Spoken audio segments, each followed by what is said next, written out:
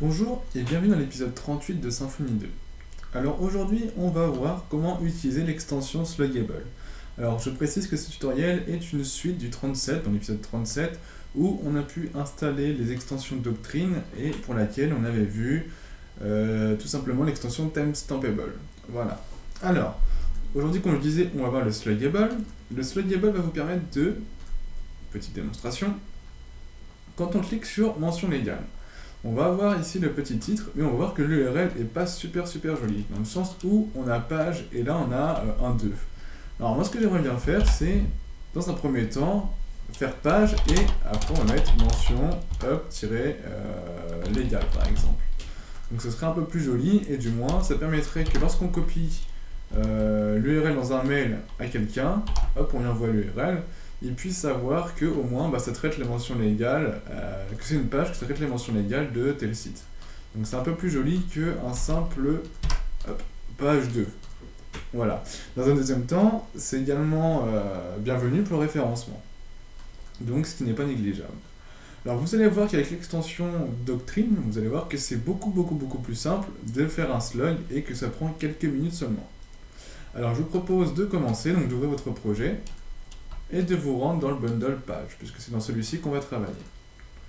Alors, on va se rendre dans page. On a vu que la dernière fois, on a pu faire des tests avec created, updated, donc en l'occurrence timestampable. Et donc là, on va faire un peu la même chose, sauf que on va créer un nouvel attribut qui lui va s'appeler slug. Alors c'est parti, on va commencer. Alors, on va le rajouter après. Alors, ORM, hop, colonne, donc là ça change pas. Length, on peut mettre 128 comme 255. On va mettre 255 dans 128 dans un premier temps, et ça vous pouvez vraiment le faire à votre sauce, hein, c'est vous qui voyez, selon où vous avez des grands titres ou pas. Après c'est pas très joli d'avoir un titre de 255 caractères, ça me paraît un peu beaucoup, mais bon c'est vous qui voyez. N'oubliez pas qu'il faut qu'il soit unique, puisqu'on servira de ce slug pour aller chercher des actualités. Enfin, pas des actualités, mais des pages. On verra après. Je ne vais pas vous perdre maintenant, c'est pas le but. Hop. Alors ensuite, private, on va l'appeler slug. Voilà. Alors, une fois qu'on a fait ça, on va lancer notre jolie petite commande. Hop, on va se rendre dans notre dossier. Et là, on va lancer. Donc là, il risque de crier parce que j'ai mis un unique true et qu'en base, j'ai /admin. J'ai des choses et donc forcément, il va crier. Alors, pour éviter que Doctrine crie, ce que je peux comprendre, hop, page, on va tout supprimer. Oui. Je vous invite également à tout supprimer pour pas avoir de problème. Alors, maintenant, on peut lui dire, donc là on va vérifier la structure, vous voyez qu'il n'y a pas de slug. Schema update-force. Alors, là, on voit qu'il a mis à jour la base et qu'il a bien rajouté la colonne slug. Maintenant, on va se rendre dans notre projet et on va pouvoir se servir. Donc, n'oubliez pas encore une fois de vérifier que vous avez bien la notation donc qu'on avait précédemment mis pour pouvoir faire la manipulation suivante. Alors on va lui dire maintenant qu'il faut qu'il utilise l'extension slug de l'extension Doctrine. Donc on va s'inspirer légèrement encore une fois de cette annotation, sauf que vous vous doutez bien que à la place de timestampable, on va rajouter slug, logique. Et ensuite on va lui dire quel champ utiliser pour créer le slug. Hop, ouais, c'est bien ça. Et donc en l'occurrence, on va utiliser titre. Hop. Hop. Donc vous voyez bien qu'on lui passe un tableau.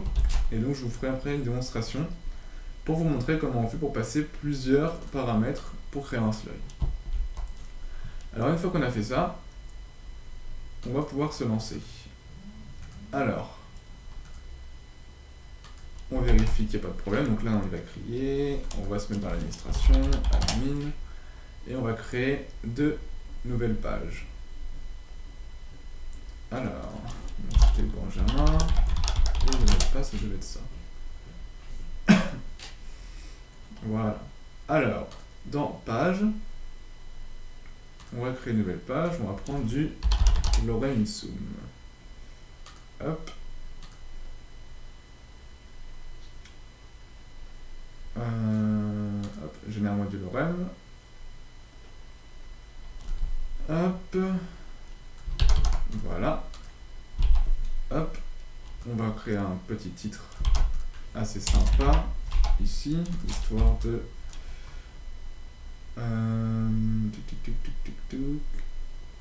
Hop, style. Alors, c'est pas style. Voilà, c'est titre 1. Voilà, ici. Et on va pouvoir reprendre. Donc, pareil, on va prendre ça. Et on va mettre dans le titre. Donc là, on va le créer. Donc là, il est censé l'insérer en base. Et vous allez voir que. Donc là, c'est bien notre news. D'ailleurs, il faudrait mettre une petite balise raw ici pour pouvoir afficher correctement le code HTML. Ça, je vous laisserai le faire.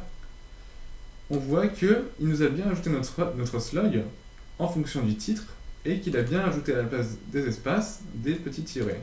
On aurait eu pareil si on avait mis une accentuation. Si, admettons, on aurait mis des et, des arrobas, etc. Il aurait fait ce qu'il faut pour avoir un beau slug bien formaté. Alors, maintenant qu'on a fait ça, on va se rendre hop, sur notre page d'accueil. Hop. Et donc, pour le coup, on a peut-être un titre un peu trop long. Lorsqu'on clique dessus, on va avoir notre fameux 9. Alors moi, ce que j'aimerais, c'est comme on a vu précédemment, c'est changer ce petit 9. Alors, vous allez voir que la manipulation est très très simple encore une fois. Et que, d'ailleurs, vous n'avez pas besoin de moi pour la faire, mais je vais quand même vous montrer. Puisqu'après, ça fonctionne exactement comme un comportement normal.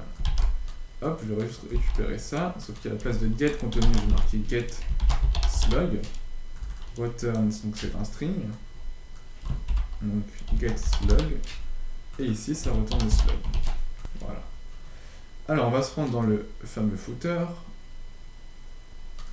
qui doit se trouver dans ressources, view, default, page, module, menu. Voilà. Et donc à la place de ID, on veut lui dire ici, il faut aller chercher le slug. Donc si on actualise notre page d'accueil, il ne devrait pas crier. Donc pour le coup, c'est bien, il ne crie pas. Si, il va peut-être crier, non. On voit qu'il nous a bien chargé le slug. Donc on peut le voir directement donc en bas qui va s'afficher là lorsque je passe au-dessus. Bon après, il risque d'y avoir un petit problème, c'est que nous, dans notre contrôleur, il attend l'ID. Il a find par rapport à l'ID. Donc là, il risque d'avoir un petit souci. Donc on va modifier ça pour que ce soit un peu plus propre. Hop, slug. Et on va lui dire aussi, donc ça va être find by slug par exemple. Et on va lui dire, dans la route, config, routine, que ça va pas être un ID, mais le slug. Alors, si on actualise,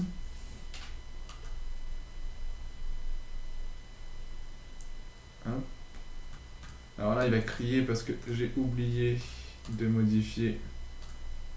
Ici, c'est plus ID, mais c'est slug. Voilà, on va réactualiser. Et donc là, il m'affiche bien la page, donc bien avec l'URL bien formaté. Donc lorsque je clique dessus, il ne devrait pas y avoir de problème, il devrait charger la page. Ah, là il y a un petit problème, donc il me dit... Alors encore une fois, j'ai voulu aller trop vite.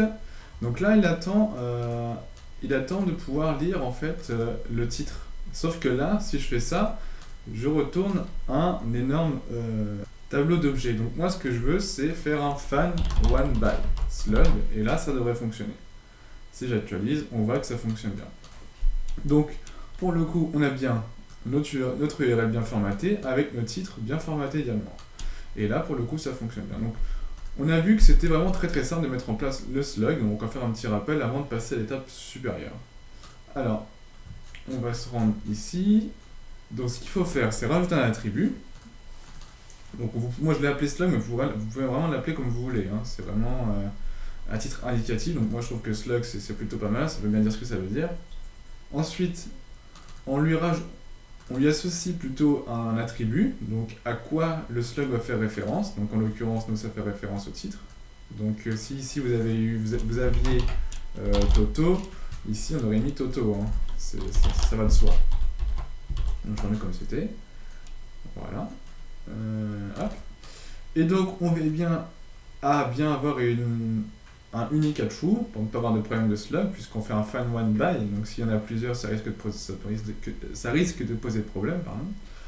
Et ici, au niveau de la length, vous mettez vraiment ce que vous voulez. La taille, moi je pense que 128 c'est correct. Après, au-dessus, ça risque peut-être de faire un petit peu trop gros, dans le sens où on aura, si le titre est assez long, on pourrait avoir potentiellement un URL assez long aussi. Donc c'est pas forcément joli. Voilà pour le coup, on a vu pas mal de choses. Donc n'oubliez pas le get, puisque dans la vue, on va se servir du get pour pouvoir aller chercher la page associée. Une fois qu'on a fait ça, au niveau du lien, on passe PunID, on passe un slug. Donc on lui passe également le page.slug. Donc on va chercher dans la page le slug, on lui passe en paramètre. Donc si on a fait ça, forcément, on a changé également la route. On ne passe plus l'ID mais le slug. Et si on a fait ça, on fait également, dans la méthode, on passe un slug, et là on fait un find one by slug, et non plus un find de l'ID. Donc faites bien attention à ça. Donc ici on aurait pu faire ici également un find one by array slug, et passer le slug. Comme ça. On aurait pu également faire ça. Donc ça c'est à votre convenance, c'est comme vous voulez. C'est vrai que moi je préfère cette méthode-là, dans le sens où si demain j'ai quelque chose à rajouter, c'est déjà tout fait, j'ai plus qu'à rajouter ici. Bon après, on est dans l'optique de gagner en performance, notamment en lisibilité, donc on part sur ça. Voilà pourquoi. Donc maintenant, je voulais vous montrer un deuxième essai. Je voulais ici donc vous montrer comment on pouvait rajouter un autre attribut. Donc c'est-à-dire qu'on pourrait par exemple précéder à la place de titre la date. Donc on pourrait faire par exemple created le titre. Alors on va essayer. On va ajouter back to list. Donc là on n'a rien d'autre à faire. On met created titre. On n'a rien à mettre à jour au niveau de la base puisqu'on n'a pas du tout touché au champ. C'est vraiment, on touche que à la notation de GNO. Alors, nouvelle page. Alors, test avec date. Ça marche. On va créer. Hop, donc là, il va me créer tout ça. On va aller voir en base. Et là, on voit bien qu'il a bien été chercher la date et qu'il a bien concaténé derrière le titre. Donc, si on retourne sur notre page d'accueil, hop, on va voir que ici, on a bien la date, lorsque je clique dessus, on a bien la date qui a été mise et le titre. Donc là, c'était pour un essai, pour vous montrer. En soi, c'est pas très utile, mais c'était quand même, je tenais à vous montrer qu'on peut passer autant de paramètres qu'on veut. Donc si vous avez, par exemple, je sais pas, l'année à passer, plus le titre, ou un ID ou autre, c'est comme vous le souhaitez, on peut, vous voyez que c'est super facile et super intuitif.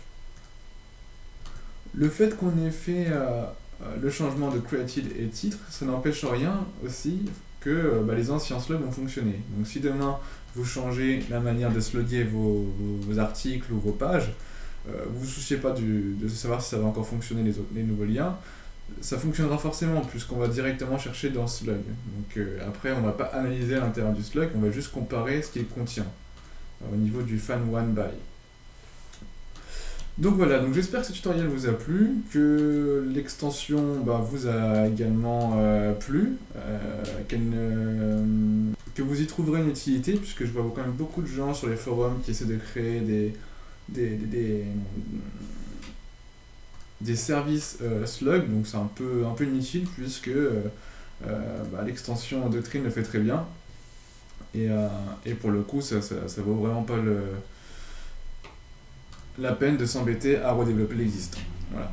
Donc j'espère que ce tutoriel vous a plu, n'hésitez pas à suivre les prochains. Donc on continue sur les extensions Doctrine, on va les faire une par une. Le but, c'est de vous montrer les extensions possibles et comment on les utilise. Donc je vous donne rendez-vous au prochain tutoriel, et comme d'habitude, bon courage pour la suite.